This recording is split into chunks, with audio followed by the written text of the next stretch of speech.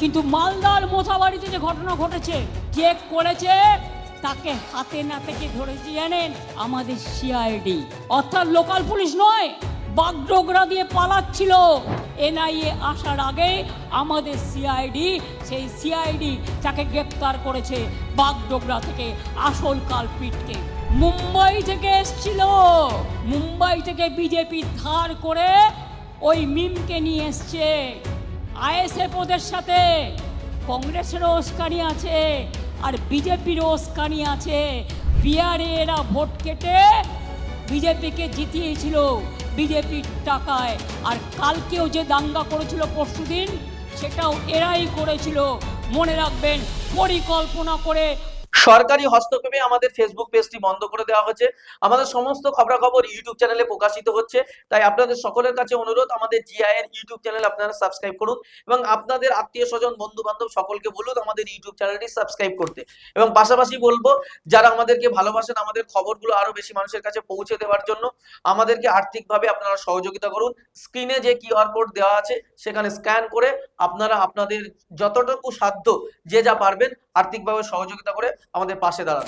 মালদার যে ঘটনা করা হয়েছিল, যাদের অ্যাটাক করা হয়েছিল, নতুন করে সব ডিজি তৈরি করেছে, সিপি তৈরি করেছে, ডিএম তৈরি করেছে, আইসি তৈরি করেছে, ওসি তৈরি করেছে, এসডিও করেছে, এডিএম করেছে। আমি জানি তারা সবাই বাংলার লোক, বাংলাকে সমর্থন দেবে, এটা আমি বিশ্বাস করি। বিজেপির কথায় কান না দিয়ে মানুষের সঙ্গে কাজ করবেন। আমাকে সমর্থন করার দরকার নেই। মানুষ যাতে শান্তিপূর্ণভাবে ভোট করতে পারে, দাঙ্গা যাতে না হয়, মানি লন্ডারিং যাতে না হয়, আর্মস যাতে না ঢোকে, ড্রাগস যাতে না ঢোকে। দেখে রাখবেন, আমার হাত থেকে সব কিছু কেড়ে নেওয়া হয়েছে, তার কারণ কিছুদিনের জন্য, তারপর আমরা আবার আসব, তারপর সেগুলো বিচার হবে। কিন্তু মালদার মোথাবাড়িতে যে ঘটনা ঘটেছে, যে করেছে তাকে হাতে নাতে কে ধরেছে জানেন? আমাদের সিআইডি, অর্থাৎ লোকাল পুলিশ নয়, বাগডোগরা দিয়ে পালাচ্ছিল। মুম্বাই থেকে এসছিল, মুম্বাই থেকে বিজেপি ধার করে ওই মিমকে নিয়ে এসছে। আইএসএফ ওদের সাথে, কংগ্রেসেরও উস্কানি আছে আর বিজেপিরও উস্কানি আছে।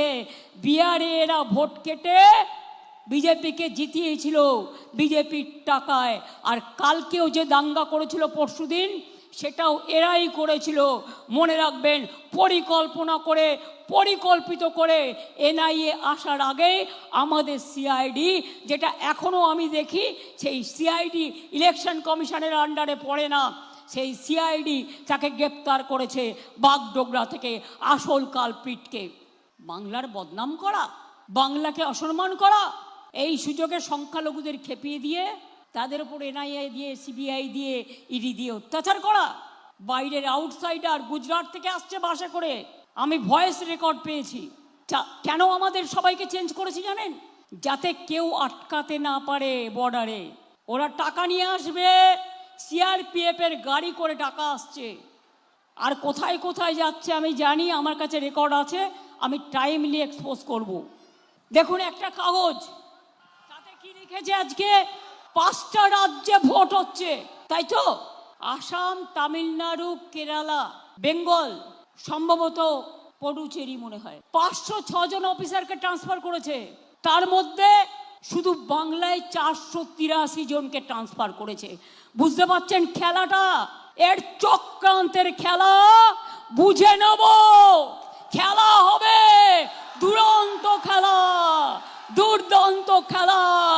বিজেপিকে শূন্য করে দিন, বাংলাকে পূর্ণ করে দিন। বাংলাকে টার্গেট করলে আমরা আগামী দিন দিল্লিকে টার্গেট করব। আর বলি, ও মোটা ভাই, যতই চক্রান্ত করো ভাই, জেনে রেখো, তোমার মুখ দেখবে আর ভোট কাটবে, তোমার মুখ দেখবে আর ভোট কাটবে, তোমার মুখ দেখবে আর ভোট কাটবে। কালকেও মালদার পরিযায়ী শ্রমিককে রাজস্থানে পিটিয়ে মারা হয়েছে, জ্বালিয়ে দেওয়া হয়েছে, তার পরিবারকে তার দেহ দেওয়া হয়নি। আমাদের যারা পরিযায়ী শ্রমিক, ভোটের আগে ফিরতে চাইছে, তাদের ট্রেনের টিকিট দেওয়া হচ্ছে না, তাদের আটকে দেওয়া হচ্ছে বাসে।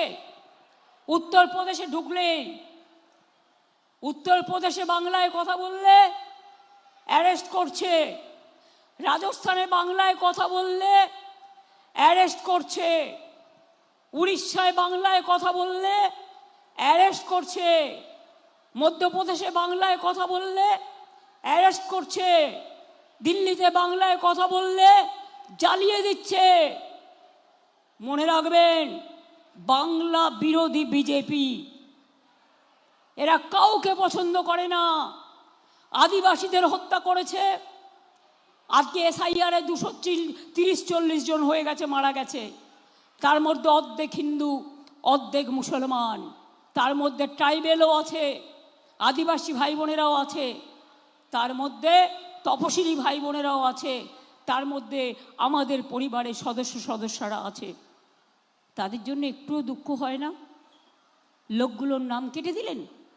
এই নামে এখান থেকে যে জিতেছিলেন তারও তো একটা ভোট আছে। এখান থেকে জিতে যদি নরেন্দ্র মোদী প্রধানমন্ত্রী হতে পারে, তাহলে ওই ভোটার লিস্টে কেন বাংলায় ভোট হবে না? এই ভোটার লিস্ট যদি অনুপ্রবেশকারী থাকে, আপনিও অনুপ্রবেশকারীর ভোটে জিতেছেন, আপনার তো সর্বপ্রথম পদত্যাগ করা উচিত। নিজের বেলায় কাজী আর অন্যের বেলায় পাজি।